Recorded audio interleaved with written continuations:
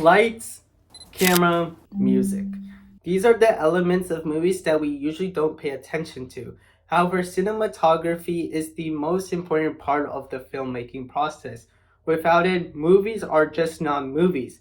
Like, you could have a book with the same plot, but it may be hard to visualize, which is why cinematography is so important in bringing that vision to life. Today, we'll be looking at the cinematographic elements of a film where this guy named Frank Abagnale Jr. is on the run from an FBI agent named Carl Hanratty in the movie Catch Me If You Can. Let's begin our analysis with camera work. First, let's examine a series of upward shots and downward shots that are used in conversations between characters. These kinds of shots are mainly used to reflect the elevation differences between characters, like one of them sitting down and one of them standing up. However, these kinds of shots also add a power dynamic between the characters.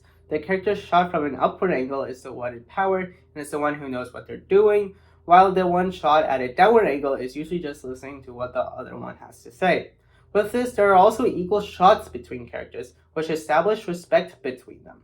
These shots come later into the movie as Frank quickly learns what it means to be an adult and gains more responsibility. Now let's talk about feet shots. Yes, I said feet. Surprisingly, they can tell you a lot about what's going on in the story, especially with Catch Me If You Can.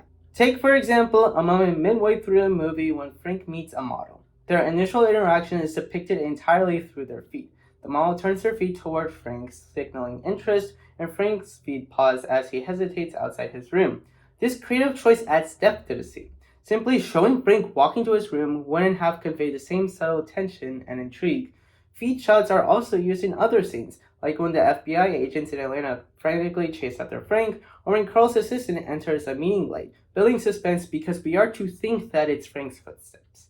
It's a unique approach to storytelling, emphasizing that even the smallest movements can carry a lot of weight. Finally, let's discuss zoom-ins, which are used extensively throughout this film. These shots highlight the emotions on a character's face, drawing our attention to their inner thoughts and feelings.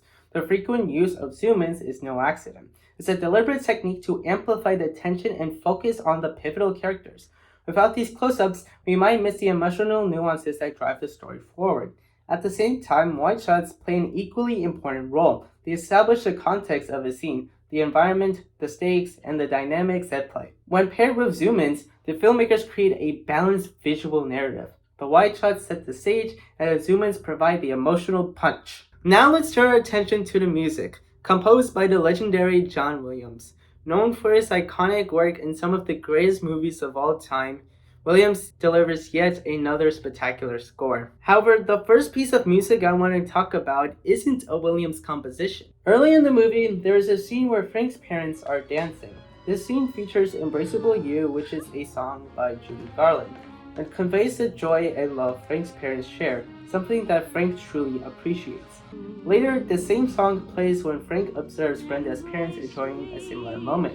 The emotional weight intensifies when this song continues as Frank visits his father, highlighting his hope that his family might reconcile, a hope tinged with disappointment as somber music underscores the reality of their separation. Another great example of the use of music, which is actually a Williams composition, is when Brenda arrives at Miami International Airport. Initially, playful music accompanies Frank's excitement at the thought of starting a new life with Brenda. This cheerful tune reflects his optimism and sense of escape. However, the mood shifts dramatically when a more alarming suspenseful theme, which we'll talk about later, kicks in as Frank and the audience realize Brenda has betrayed him to the FBI. The frantic music heightens the tension, capturing Frank's desperation as he notices agents swarming the area. Yet when he drives past Brenda, the earlier playful melody briefly returns, a bittersweet reminder of what could have been. However, the most powerful use of Williams' score has to be the use of the main theme. Introduced during the opening credits, this theme sets the stage for the cat and mouse dynamic between Frank and Carl. The theme constantly shows up in the movie during pivotal moments, from the hotel in Hollywood to the Atlanta hospital to the Miami airport, enhancing the tension and drama of Carl's relentless pursuit. Notably, the theme takes on a darker, more sinister tone during Frank's engagement party, signaling the higher stakes and graver consequences awaiting him. Even though Frank escapes, the music's shift foreshadows the escalating risks he faces. I made sure to save the best for last. Lighting. There are two main lighting setups in this movie. One is a warm, vibrant lighting with a strong orange color, and the other is a bland lighting with almost no color. The warm lighting is primarily used in scenes where Frank is enjoying life. They show the moments of success and happiness for Frank. However, it's important to remember that Frank is just a kid. He doesn't fully grasp the consequences of his actions, so his warm light can also symbolize his immaturity. In many of these scenes, Frank is acting impulsively without a sense of responsibility. On the other hand, there are moments where Frank is forced to confront reality and act with maturity, which is shown by the bland lighting.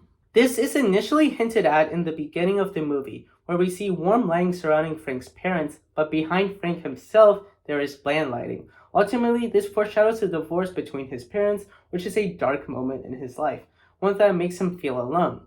This is shown in the first call between Frank and Carl. We see that Frank is in his hotel room with the bland dark lighting. In addition to the dialogue between both characters, the lighting shows us that Frank called Carl for the sake of having someone to talk to.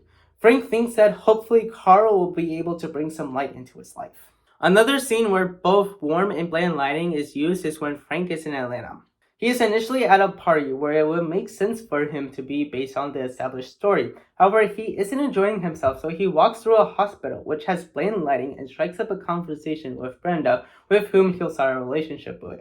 Later, while Brenda and Frank are in bed together, there is expected to be warm lighting. However, it's bland.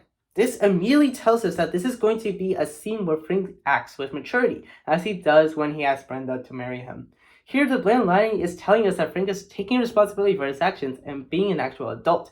Of course, there are scenes after this where he is immature, as shown by, you guessed it, the orange lighting, but for this scene, it's good enough. Then there are the final scenes of this movie. If you want the story of this movie to be rewarding, then these shots are going to have to be in predominantly bland lighting, which is exactly what this movie does. This lighting underscores the fact that Frank has decided to work in an FBI office, where life is more boring than ever. However, with the rather bright lights in these scenes, this tells us that this is a place where Frank needs to be.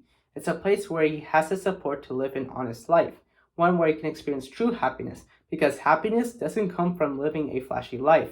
It comes from meaningful and intimate interactions with others, which is why even though Frank initially decides to go back to his lifestyle as a pilot, he ultimately decides to go back to working at the FBI office after Carl chases him one last time in a scene shot with bright and bland lighting. Alright, so that wraps up my cinematographic review of Catch Me If You Can. I hope you learn more about the wonderful art of cinematography through this movie. If you want to see more content like this, hit that subscribe button. Also, go ahead and follow my Instagram at Anish's Movie Marvels where I post more movie content. And yes, I did change the name of my channel. Anyway, I'll see you later and thanks for listening.